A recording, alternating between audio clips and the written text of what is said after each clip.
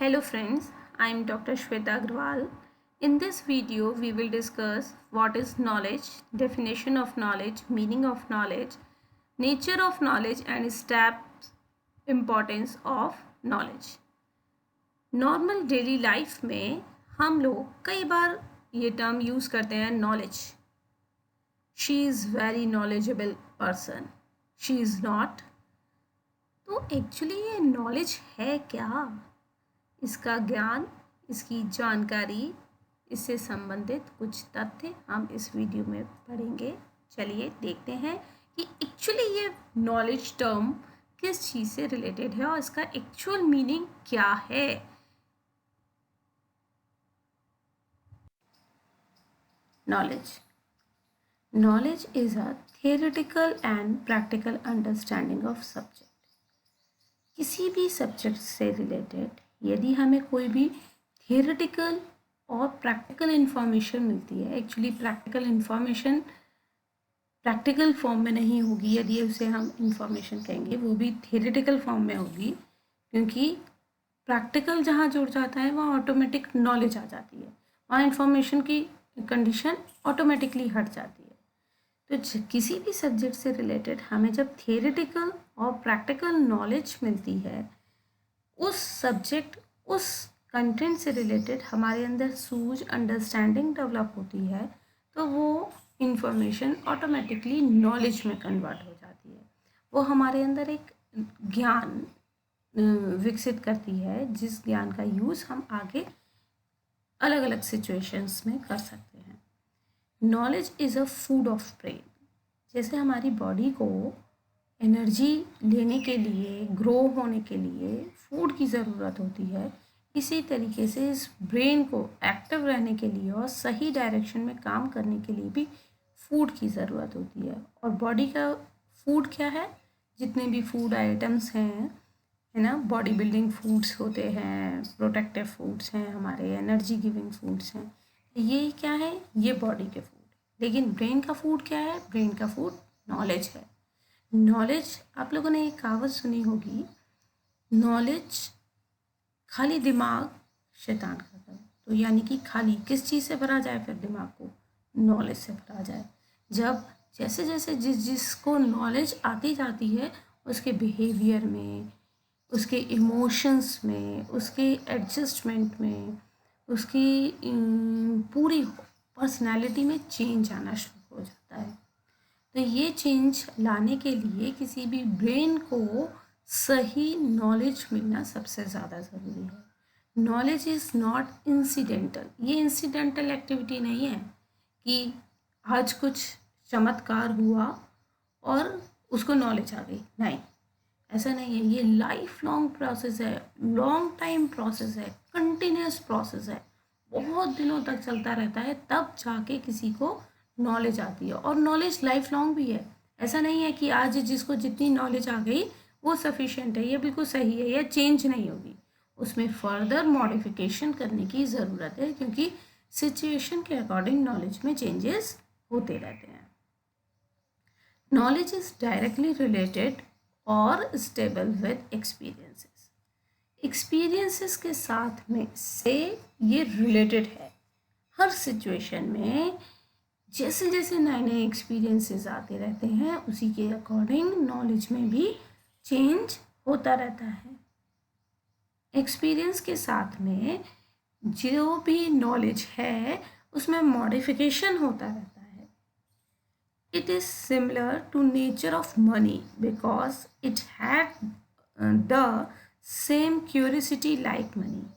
जैसे किसी के पास पैसे आने शुरू हुए, ज़्यादा पैसे आने शुरू हुए, तो उसको एक्साइटमेंट हो जाता है, क्यूरियोसिटी हो जाती है कि और पैसे आए और पैसे आए. ऐसे ही तो होता है. आप लोगों की जो डिज़ायर्स हैं, यदि एक डिज़ायर फुलफ़िल हुई तो ऐसा लगता है कि दूसरी अब दूसरी हो गई. पहले आप जैसे कोई भी प्रे करते हो, तो आपने भगवान से बोला कि मुझे ये मिल जाए. तो क्या वो मिल जाने के बाद आप कोई प्रेयर नहीं करोगे उनसे थैंक्स करके बस अब आगे लाइफ में कुछ नहीं मांगना? ऐसा नहीं होता ना. फिर आप दूसरी चीज़, उसके हायर लेवल की चीज़ मांगते हो, फिर तीसरी चीज़ मांगते हो. तो इसी तरीके से क्यों मांगते हो? क्योंकि अल्टीमेट आपको क्या करना है, आपको अर्निंग करनी है, आपको अपना स्टैंडर्ड ऑफ लिविंग हायर करना है। तो इसी तरीके से क्या होता है, इसी तरीके से नॉलेज होती है। जब हम एक चीज़ समझ लेते हैं तो फिर उसके बाद हमें लगता है कि और इसके अंदर ये क्या होगा, ऐसा और क्यों हुआ होगा। तो ये भी एक मनी की नेचर को लिए हुए होता है। नॉलेज इज़ पावरफुल, बहुत पावरफुल है। और आप लोग टीचर बनने जा रहे हैं तो आपके लिए एक आप टीचर जो होता है उसके लिए जो पेन है, पेन क्या है, pen is an symbol of knowledge. तो जो पेन है वो आपका हथियार है ना, आपकी तलवार है।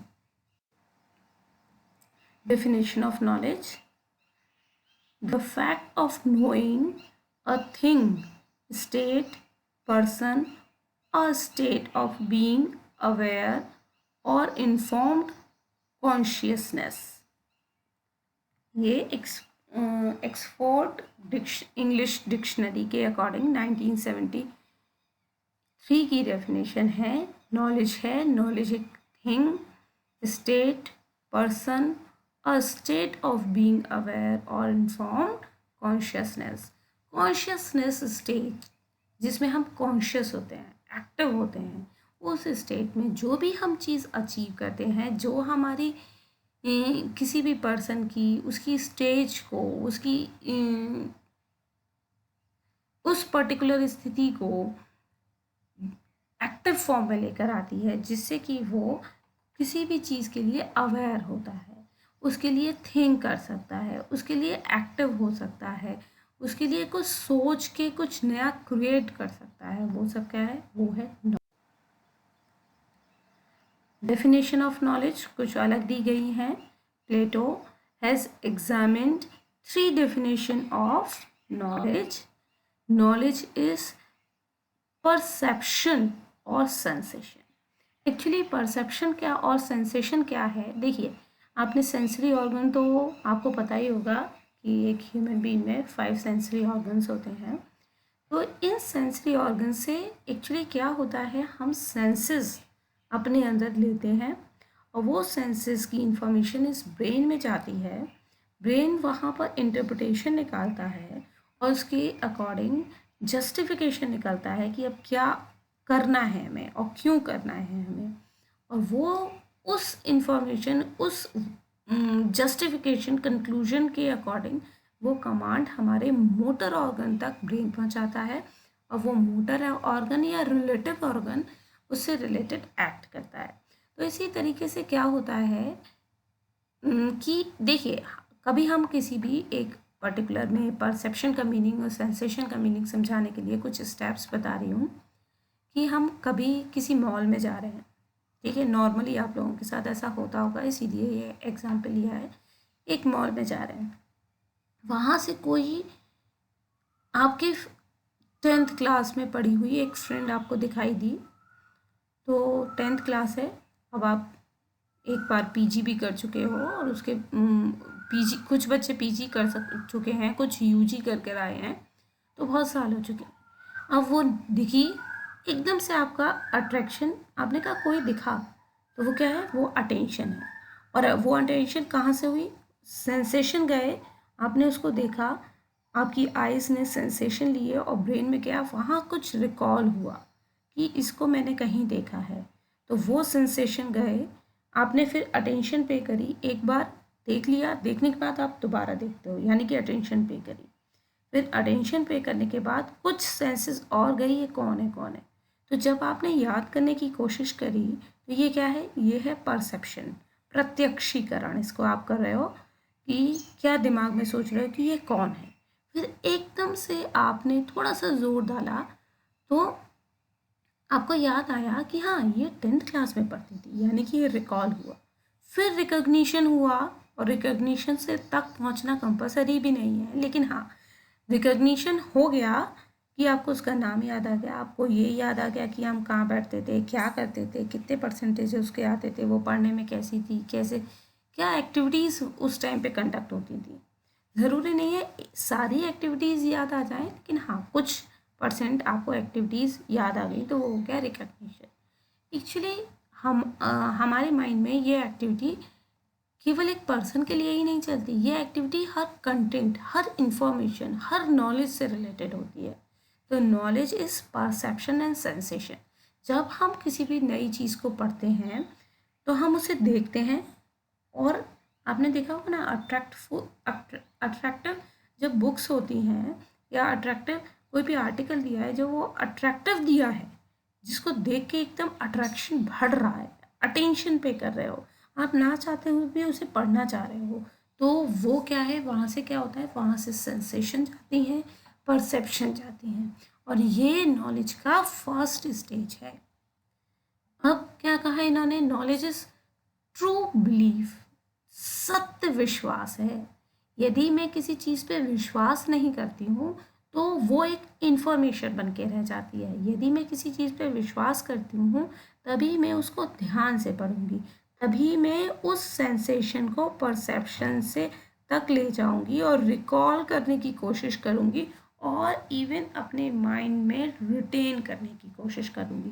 तो नॉलेज इज ट्रू बिलीफ, यदि सत्य विश्वास है तभी वो इन्फॉर्मेशन नॉलेज में कन्वर्ट होती है, अदरवाइज वो इन्फॉर्मेशन बन के रह जाएगी। आप देखो टीवी पे आप कितनी सारी न्यूज़ सुनते हो, लेकिन क्या सारी न्यूज़ याद रहती है? नहीं, आपको केवल वो न्यूज़ याद रह जाती है जिस पे आप विश्वास करते हो, जिसको आप सही मानते हो, जिसमें आपका इंटरेस्ट है। Knowledge is true belief, knowledge is true belief accompanied by a rational ground। यानी कि नॉलेज जो है उसमें एक चीज़ होनी ज़रूरी है, क्या? उसमें लॉजिक होना ज़रूरी है। हम किसी भी चीज़ पर कब बिलीव करते हैं, कब उसे सत्य मानते हैं, कब उसे ट्रू मानते हैं? जब हम उसको लॉजिकली देखते हैं, असेस करके कि ये सही है या नहीं है, ऐसा ही हुआ होगा या नहीं है। तो इन्होंने, प्लेटो ने क्या 3 चीज़ें बताई कि नॉलेज में परसेप्शन होता है, सेंसेशन होता है, ट्रू बिलीफ सत्य विश्वास होता है, और ये सत्य विश्वास कब होता है, जब उसमें लॉजिकल ग्राउंड पर हम उसे असेस कर लेते हैं, तब वो इंफॉर्मेशन नॉलेज में कन्वर्ट हो जाती है। Plato finally called knowledge as justified truth, यानी कि ये अभी हमने बोला ना लॉजिकली सही होती है, तो ये क्या कह रहे हैं, नॉलेज क्या है? नॉलेज वो है जो भी इंफॉर्मेशन जस्टिफाइड हो जाए और सत्य साबित हो, ट्रुथ हो, तब वो नॉलेज हो जाती है, जस्टिफाइड ट्रुथ है। डीवी ने भी कुछ कह दिया। डीवी ने, ये आप कुछ थिंकर्स हैं जिन्हें आप पूरी एजुकेशन में बार बार पढ़ेंगे, प्लेटो, डीवी, ये क्या कह रहे हैं कि इन्फ्रेंस फ्रॉम ट्रुथ, यानी कि जो सत्य से निकलता है वो ही नॉलेज है। गलत बातों को हम नॉलेज नहीं कहेंगे, जिसका कोई प्रूफ नहीं है उसे हम नॉलेज नहीं कहेंगे। Meaning of knowledge, knowledge is a meaningful structure of facts into some relationship.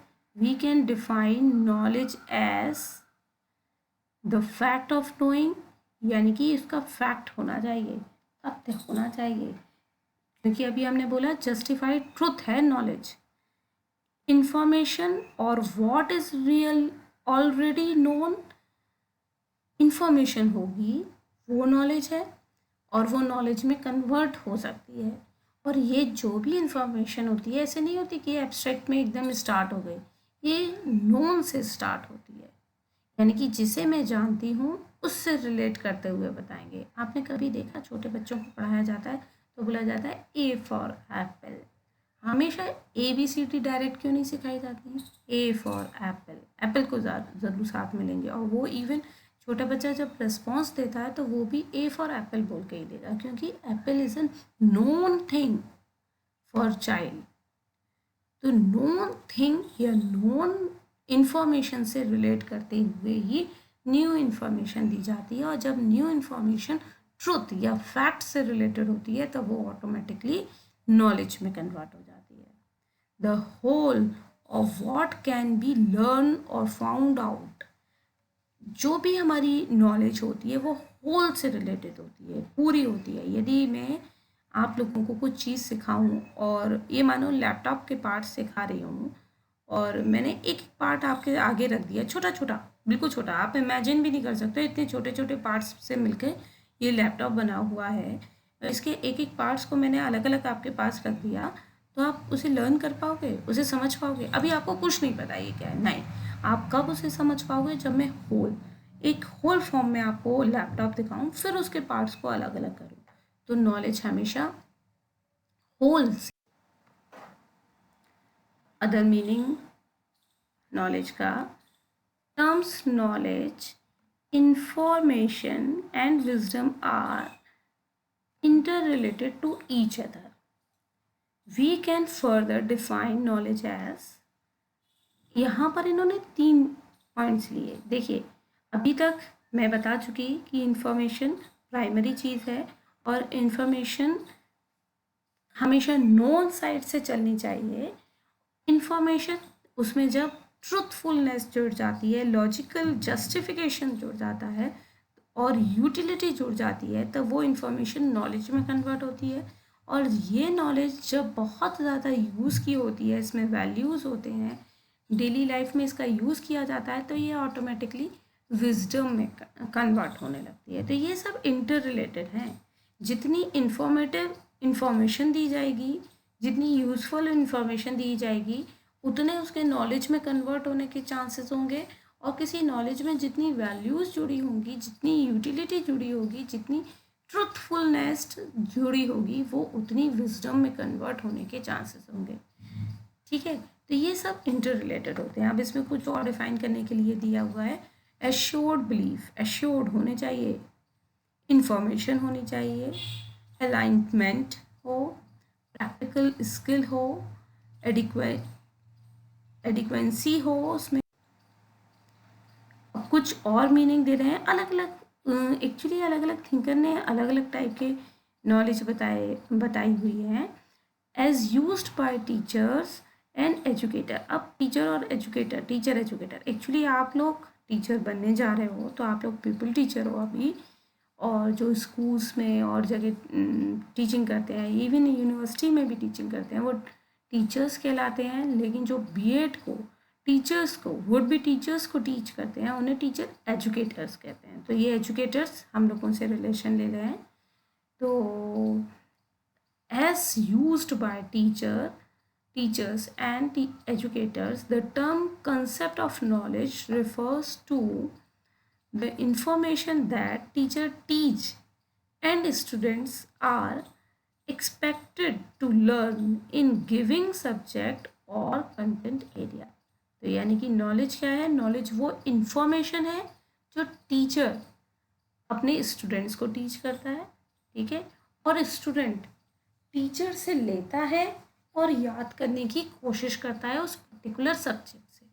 देखो, अब बहुत सारी अलग अलग टाइप की इंफॉर्मेशंस होती हैं जिसे टीचर को टीच करना है, अपने स्टूडेंट्स को बताना है। तो उस इंफॉर्मेशन को वो किस फॉर्म में बताएगा, इस फॉर्म में बताएगा कि बच्चे को समझ में आ जाए, उसके स्टूडेंट को समझ में आ जाए। तो यानी कि इंफॉर्मेशन को जस्टिफाई करते हुए बताएगा, तो वो नॉलेज में कन्वर्ट हो जाएगी। और स्टूडेंट, जो टीचर बता रहा है अभी उसके लिए इन्फॉर्मेशन है, लेकिन वो इन्फॉर्मेशन वो अपनी प्रीवियस नॉलेज से कनेक्ट करते हुए पढ़ेगा और याद रखने की, समझने की कोशिश करेगा, तो वो इन्फॉर्मेशन नॉलेज में कन्वर्ट हो जाएगी स्टूडेंट के पॉइंट ऑफ व्यू से।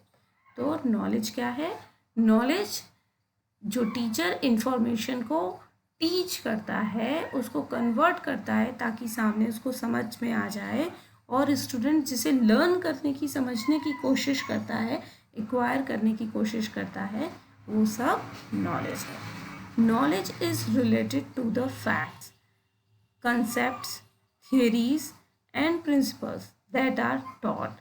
यानी कि नॉलेज क्या है, जो फैक्ट्स बताए जाते हैं, जो कंसेप्ट क्लियर किए जाते हैं, जो थियरीज पढ़ाई जाती हैं, जो प्रिंसिपल्स पढ़ाए जाते हैं, जिनके बेसिस पर पूरी टीचिंग होती है, वो सब क्या है, वो सब नॉलेज है।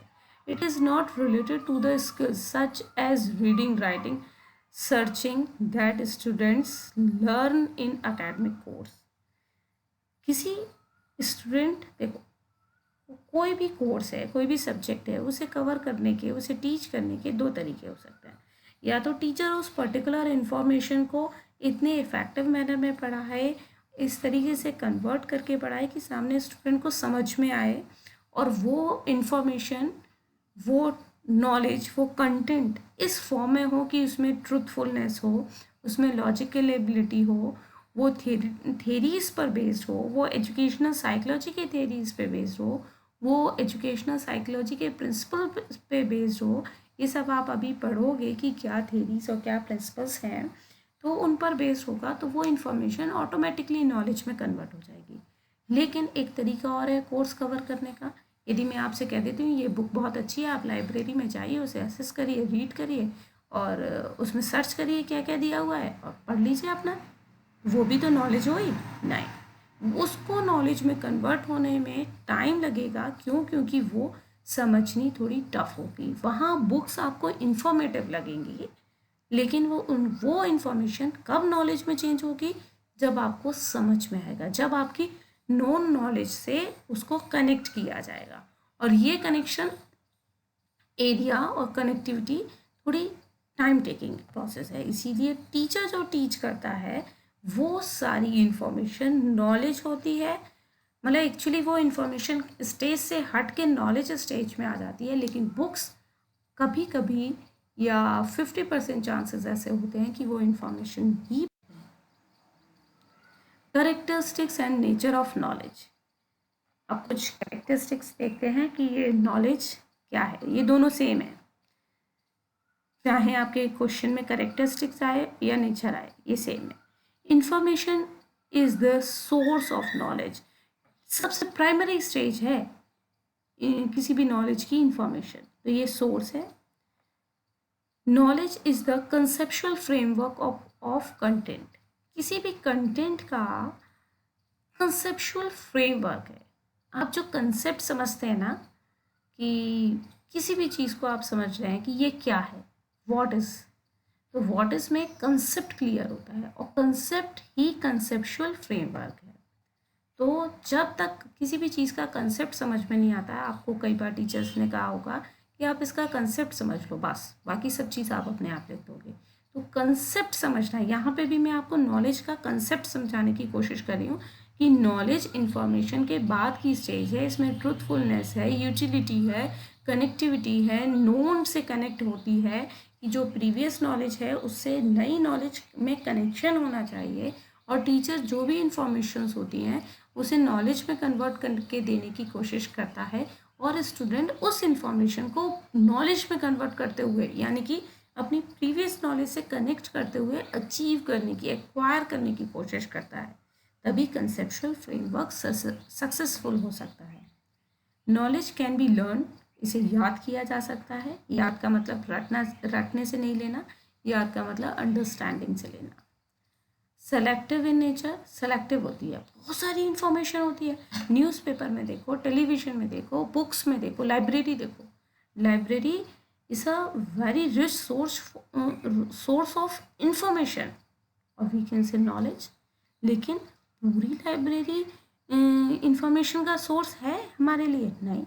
वो पर्टिकुलर सेक्टर हमारे लिए इंफॉर्मेशन या नॉलेज का सोर्स है, जिससे मैं नॉलेज लेना चाहूँगी, जिसको मैं सेलेक्ट करूँगी। अब पूरी लाइब्रेरी है, लेकिन मैं टीचर एजुकेटर हूँ, तो मैं तो टीचिंग से रिलेटेड जो भी सेक्शन या शेल्फ होगी, वहीं पे जाकर नॉलेज को गेन करूँगी। पर पावरफुलनेस है। क्यों? क्योंकि ये हमारे अंदर क्या देती है? पावरफुल ही तो देती, बनाती है हमें।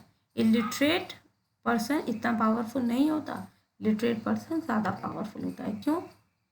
बॉडी की पावर नहीं देखनी है यहाँ पर, यहाँ पे माइंड की पावर देखनी है ना। तो क्यों पावरफुल होता है? क्यों? क्योंकि उसके पास नॉलेज होती है, तो ये ज़्यादा पावरफुल है। वो उसको लड़ाई में हिला सके या नहीं हिला सके, हाँ, मेंटल में लैंग्वेज लड़ाई जहाँ पे भी हो रही होगी, वहाँ पर ज़रूर हरा देगा। Stable in nature. स्टेबल होती है ना। जो नॉलेजेबल पर्सन होता है, वो क्या होता है, उसकी नेचर जो होती है, उसकी एक्टिविटी जो होती है, उसमें स्टेबिलिटी होती है है ना, वो ऐसा नहीं होता कि वो हर सिचुएशन में अपने आप को चेंज करता रहे। डायनेमिक प्रोसेस है, गतिमान होता है, ये लगातार चलने वाली स्टेज है। ये नहीं कि आज मैंने जितनी नॉलेज ले ली सफिशेंट है, इसके बाद ब्रेक लग गया, मैं नहीं लूँगी नॉलेज, नहीं। डायनेमिक है, कंटिन्यूस प्रोसेस है, बेस्ड ऑन इंफॉर्मेशन पे बेस्ड होती है, based on fact and values, ये हम कर चुके हैं। कंटिन्यूस प्रोसेस है, वैलिड एंड रिलायबल, जब नॉलेज वैलिड और रिलायबल होती है तभी वो इंफॉर्मेशन एक्चुअली नॉलेज में कन्वर्ट होती है। रिलायबल का मतलब कि हर स्टेज में किसी भी कंडीशन में उस पर विश्वास किया जा सकता है, तो वो रिलायबल है। वैलिड, जिस चीज़ की इंफॉर्मेशन दी जा रही है वो उसी से रिलेटेड है। ऐसा नहीं कि मैं बॉडी पार्ट्स बता रही हूँ तो बॉडी पार्ट्स को नहीं बता रहे, वो ह्यूमन बॉडी पार्ट्स को ना बता के किसी एनिमल के बॉडी पार्ट्स को बता रहे हैं, ऐसा नहीं। रिलेटेड विद एक्सपीरियंस से जुड़ी होनी चाहिए ये जो भी नॉलेज है। टू वे प्रोसेस है नॉलेज, अब टीचर देता है और किसी ना किसी फॉर्म में स्टूडेंट से टीचर के पास तक आ जाती है। अब जैसे पीपीटीज में यहाँ पर फेस टू फेस इंट्रैक्शन हो रहा होता हमारा क्लास में, तब क्या होता है कि मैं इंफॉर्मेशन या नॉलेज दे रही होती, इंफॉर्मेशन को नॉलेज में कन्वर्ट करके दे रही होती, तो आपके रिस्पॉन्सेस चाहे वो फेशियल एक्सप्रेशन से होते या क्वेश्चन आंसरिंग इंट्रैक्शन के फॉर्म में होते, मेरे पास आते। लेकिन अब आप कहोगे कि ये पीपीटी में मेरे टू वे प्रोसेस कैसे हुई, ये तो वन वे प्रोसेस हुई। ये अभी वन वे लग रही है, लेकिन आप एग्ज़ाम में जब रिस्पॉन्स दोगे, जब आप किसी दिन आप नहीं आ पाए, लीव पे थे, तब आपने इस पीपीटी को देखा, उसके बाद जब नेक्स्ट डे क्लास में आओगे तब तो रिस्पॉन्सेस दोगे, तो ये टू वे प्रोसेस हो जाएगी। तो नॉलेज हमेशा टू वे प्रोसेस होती है। नो रिलेशन विद डिस्क्रिमिनेशन, इसमें कोई भी डिस्क्रिमिनेशन से संबंध नहीं होता नॉलेज का। नॉलेज ये नहीं कहती कि मैं ए पर्सन को के पास जाऊंगी, बी के पास नहीं जाऊंगी, कोई डिस्क्रिमिनेशन नहीं होता, ये सबके लिए इक्वल है। बस ए और बी कौन किस नॉलेज को सेलेक्ट करता है ये उस पर डिपेंड करेगा। रिलेट टू वैल्यूज़ और स्पिरिचुअलिटी, जो भी नॉलेज है वो वैल्यूज़, उस पर कुछ ना कुछ वैल्यूज़ और स्पिरिचुअलिटी ऑटोमेटिकली इन्वॉल्व होती है।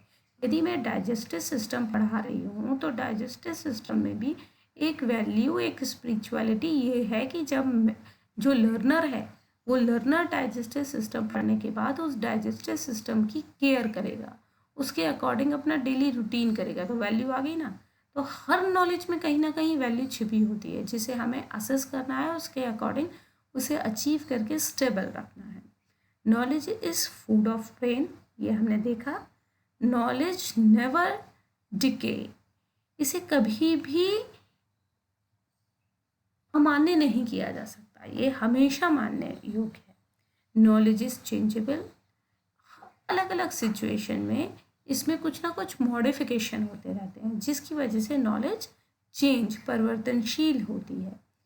इट इज सिक्वेंशियल एक्टिविटी है नॉलेज की, ये कंपलसरी एक कंपोनेंट है कि नॉलेज एक सिक्वेंशियल मैनर में सिक्वेंशियल एक्टिविटी होती है। इसमें ये देखो, कभी भी हम किसी छोटे बच्चे को सिखाते हैं तो एक सिक्वेंशियल मैनर में ही तो सिखाते हैं।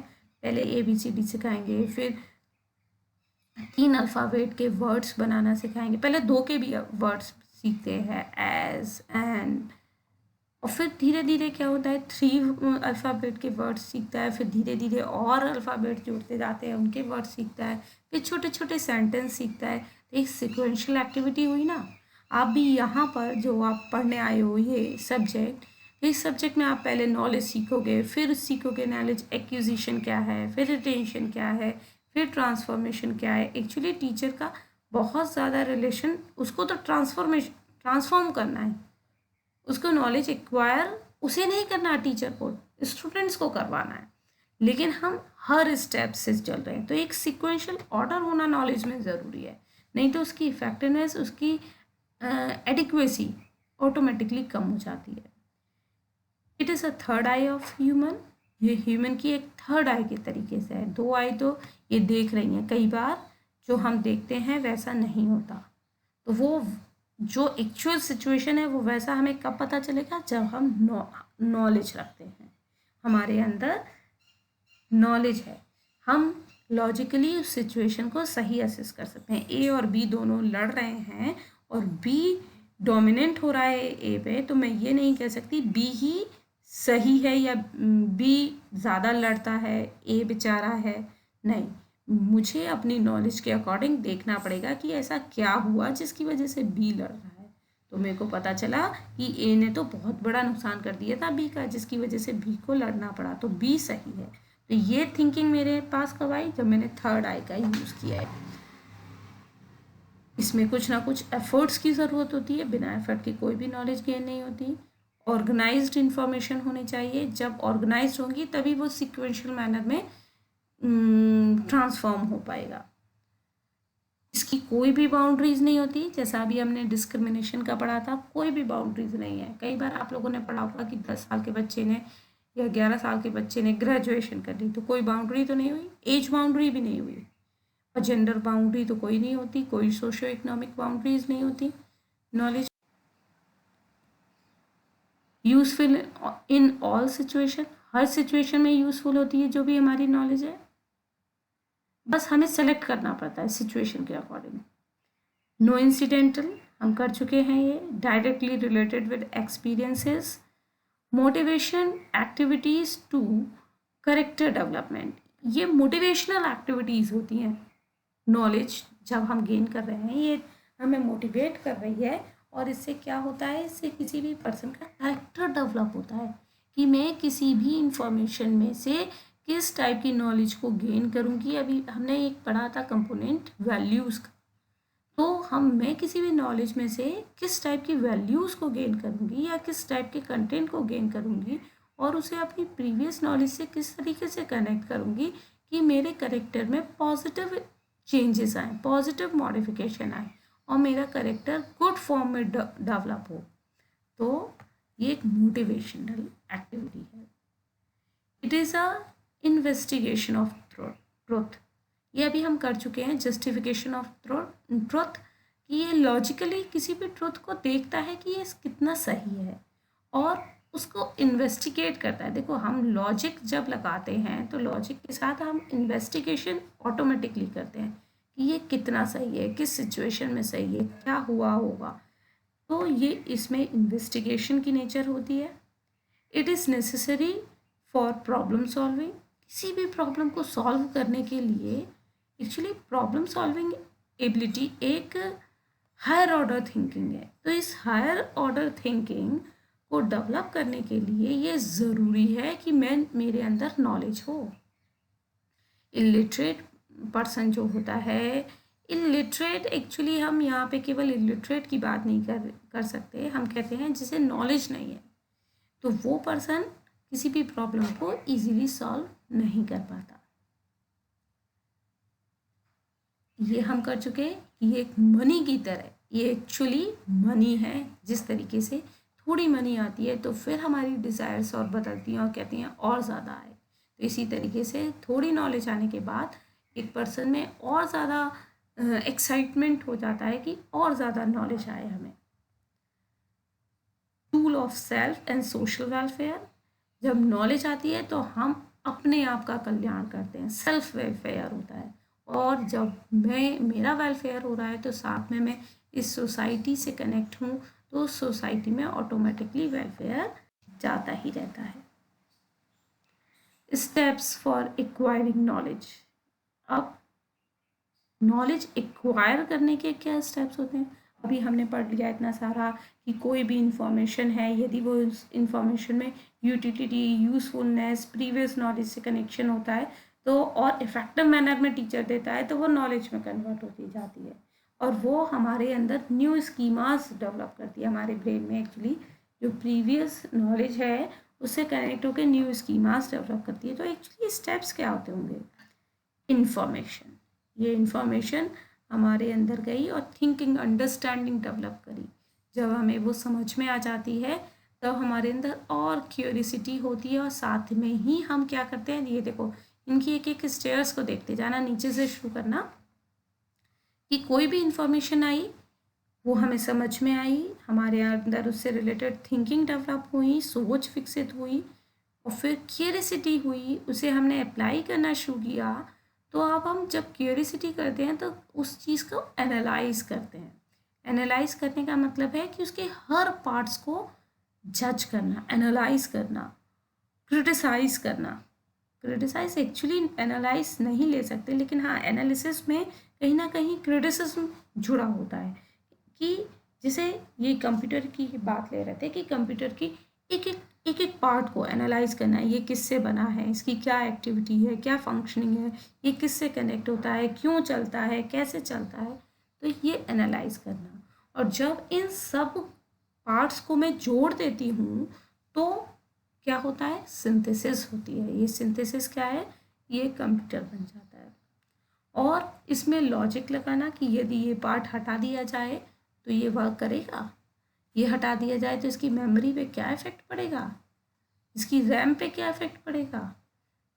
फिर उसके बाद इवैल्यूएशन करना कि इस पर्टिकुलर पार्ट की क्या इम्पोर्टेंस है और हर पार्ट्स की क्या इम्पोर्टेंस है और इस नॉलेज में इस पर्टिकुलर पॉइंट का क्या रोल है।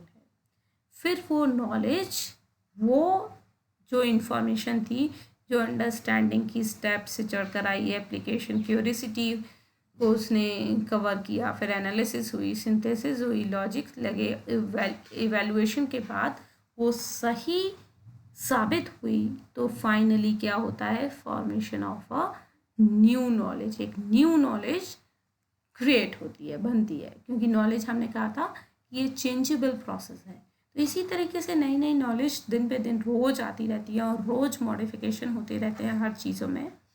टीचिंग टेक्निक्स में भी आप ये मत सोचो कि ये लैपटॉप और इनकी बात हो रही है, टेक्नोलॉजी की बात हो रही है, नहीं। टीचिंग टेक्नोलॉजी में भी, टीचिंग पेडागोजी में भी बहुत चेंजेस आ गए हैं पहले से। हर 5 साल में कुछ ना कुछ चेंजेस आ जाते हैं।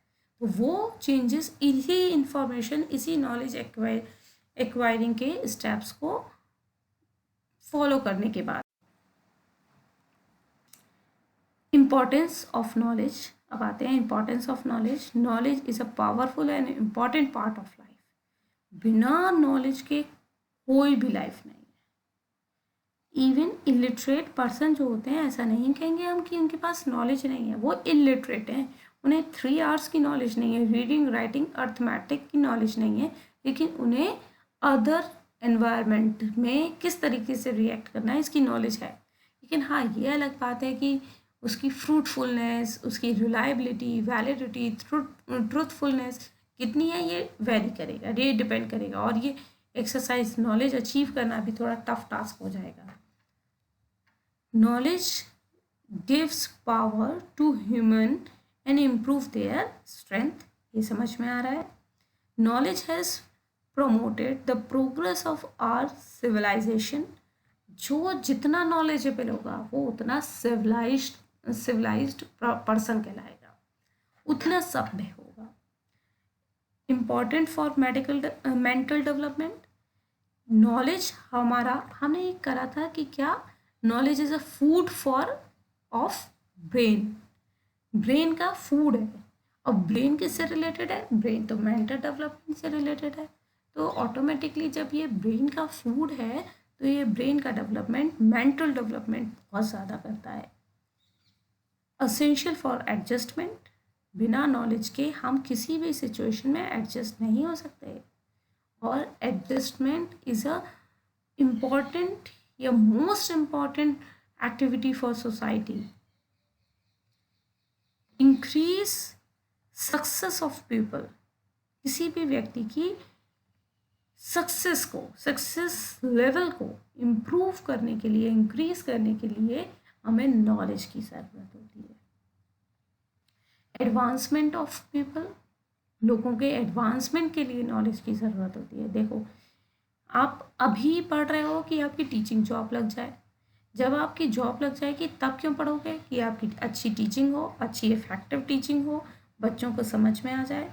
और कुछ चीज़ें आप तभी भी ऐसी पढ़ोगे जो सब्जेक्ट आपको पढ़ाने के लिए नहीं दिया है, लेकिन आप पढ़ोगे, क्यों पढ़ोगे, ताकि आपका एडवांसमेंट हो, ताकि आपको नई, आप अपडेटेड रहो, नई नॉलेज आपको मिलती रहे, है ना, और आपका प्रमोशन हो। तो ये एडवांसमेंट के लिए भी नॉलेज।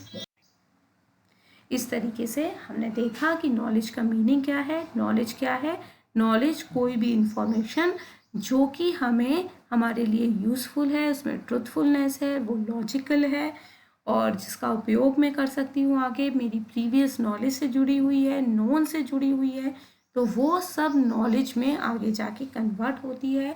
टीचर के पॉइंट ऑफ व्यू से वो कोई भी इंफॉर्मेशन को अलग अलग मैनर में बहुत अच्छे से इफेक्टिव मैनर में बना के देता है, कन्वर्ट करके देता है, इस तरीके से देता है कि उसके स्टूडेंट्स को समझ में आ जाए, तो वो नॉलेज है।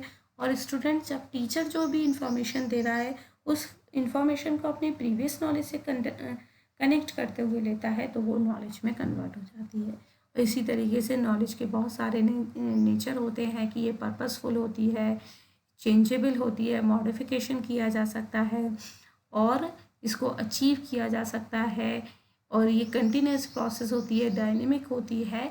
और हमने कुछ स्टेप्स पढ़े कि ये इंफॉर्मेशन से चलते हुए किस तरीके से एक न्यू नॉलेज डेवलप होती है। इसके आगे का हम नेक्स्ट पीपीटी में पढ़ेंगे। Thank you.